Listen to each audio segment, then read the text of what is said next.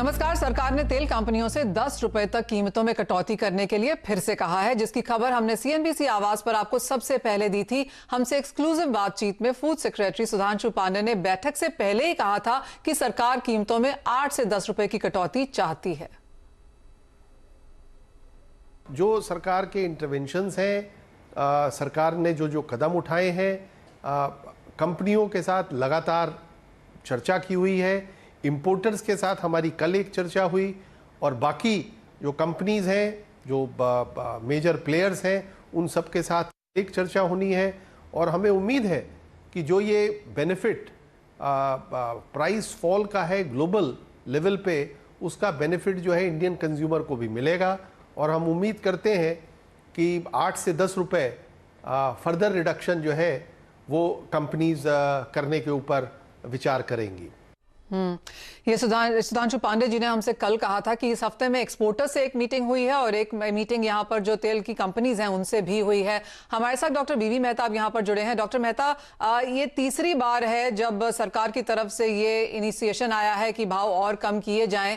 Even as अगर हम पूरा कैलकुलेट करें तो एक महीने में करीबन 20, 25, 30 रुपए तक की गिरावट शायद यहाँ पर बनती हुई नजर आई होगी। लेकिन मैं आपको बताऊं कि मैं आज सुबह खाने के तेल ऑर्डर कर रही थी और कोई बहुत बड़ी गिरावट पिछले एक महीने में मैंने आते हुए नहीं देखी इन एप्स पर। नहीं, सही बात है, आपने जो बताया। दोनों में गैप है, 15-20 दिन का गैप है। आज इंटर से मार्केट में भाव कम हुआ तो अपने यहाँ इमीडिएटली इफेक्ट नहीं आती है। और जो अभी जो तेल आया है वो टीआरक्यू वाला नहीं है, सारा फुल पेड ड्यूटी में आया है।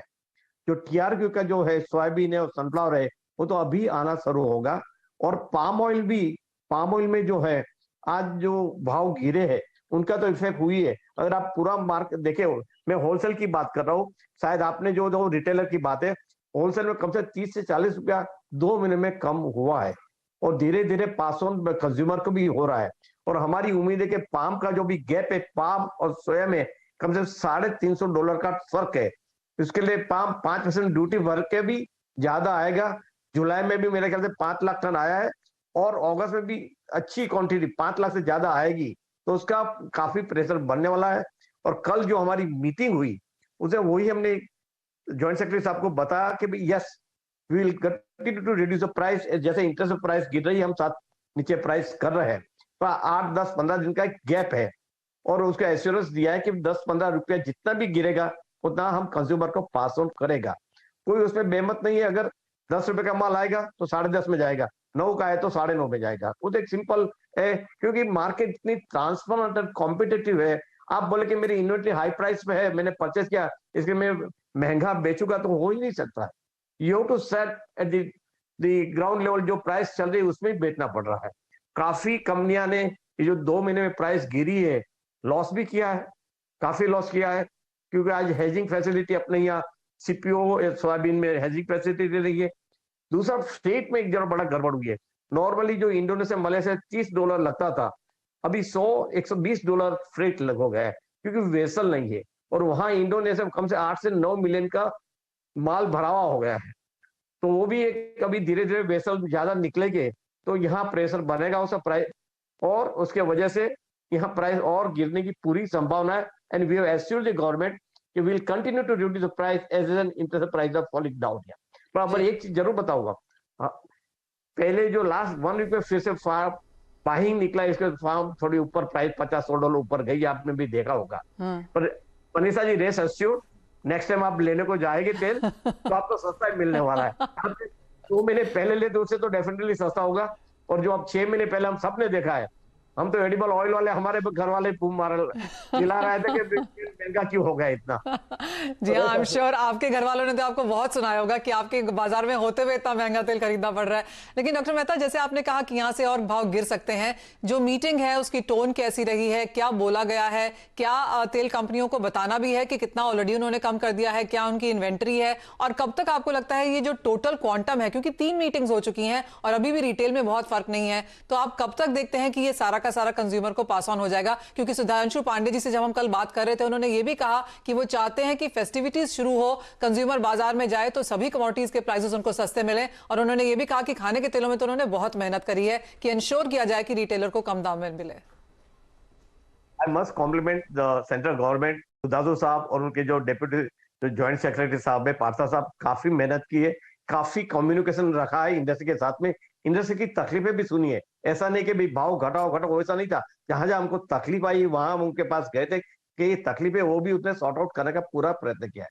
और मैं फिर से बता रहा हूँ कि 15 दिन के फेस्टिवल में जो पहले पाम ऑयल के दाम और गिरने वाला है, क्योंकि अराइवल पिक हो रहा है और जो $350 का डिफरेंस उसकी वजह से भी ज्यादा तेल आएगा और प्राइस गिरने वाली है।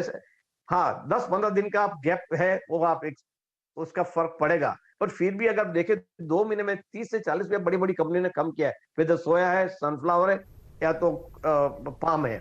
हाँ, एक चीज जरूर है, जो लोकल ऑयल है, ग्राउंडनट है, मस्टर्ड है, कॉटन है, राइस है, उसका भाव ऊपर गए नहीं थे, तो ज्यादा गिरा नहीं है। बाकी जो इंपोर्टेड ऑयल का दाम तो गिर रहा है और उसका फायदा कंज्यूमर को पास ऑन हो रहा है। ओके मिस्टर मेहता, आपने कहा कि प्राइसेस अभी और कम होंगे पाम तेल के और बाकी तेलों के, तो एक आइडिया आपसे लेना चाहते हैं कितने प्राइसेस आप और नीचे आते हुए देखते हैं एडिबल ऑयल बास्केट में?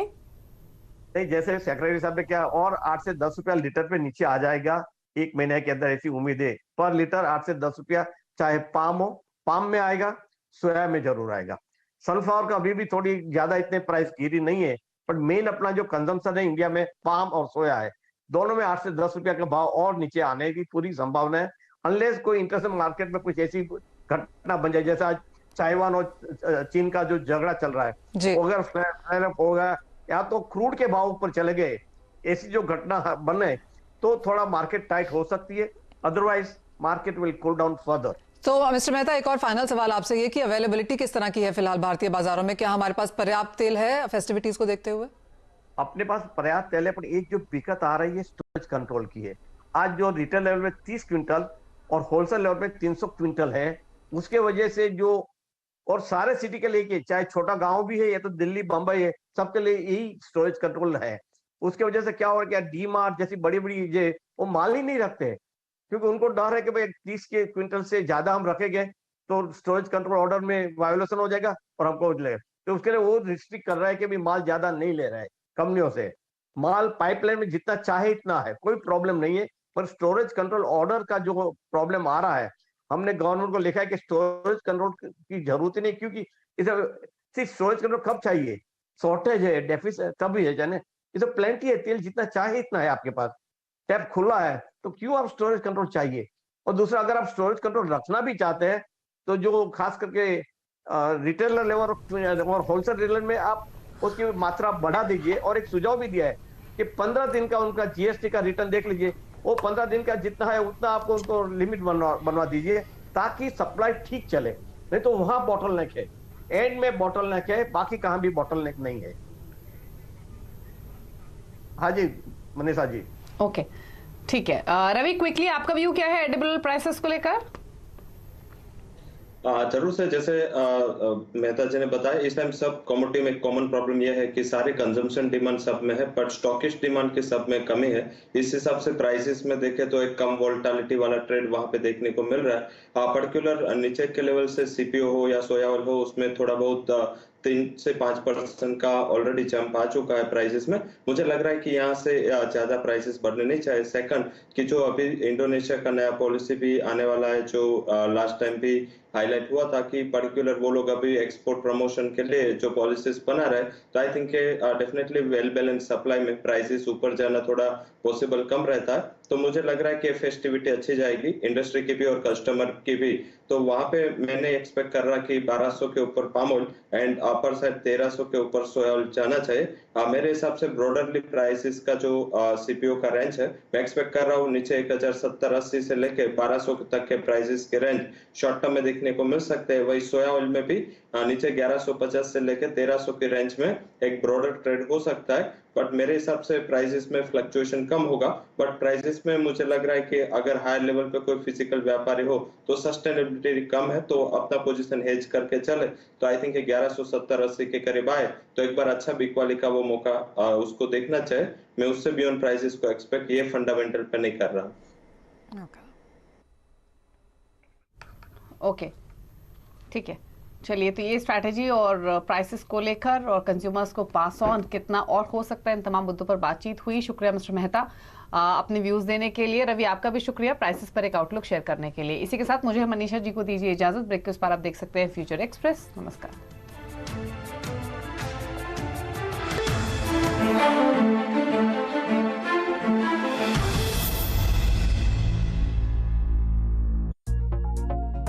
ये स्नैक्स एंजॉय करने का नया तरीका है।